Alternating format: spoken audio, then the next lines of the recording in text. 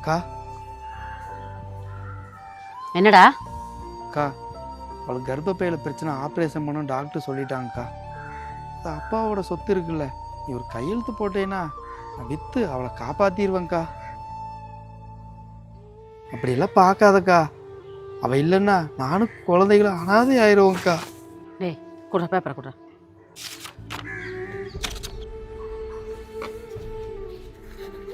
இந்த அப்படி. என்னக்கா திடீர்னு?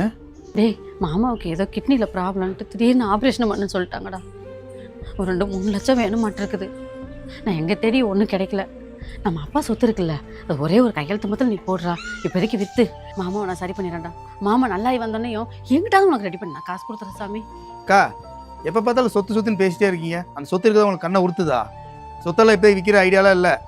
என்கிட்ட போய் காசு ரெடி உன் புருஷனை காப்பாற்றுற வழியை பாரு. என்னடா அப்படி பார்க்குற? இழப்போட வலி இழந்தவங்களுக்கு மட்டும்தான் தெரியும் அது எவ்வளோ வலிக்கும் அப்படின்னு. நான் தான் என் புருஷனை விட்டுட்டேன் காப்பாற்ற முடியாமல். நீயாவது உன் பொண்டாட்டியை காப்பாற்றி நிம்மதியாக இருக்க பாரு. போ வர்றேங்க்கா. போடா.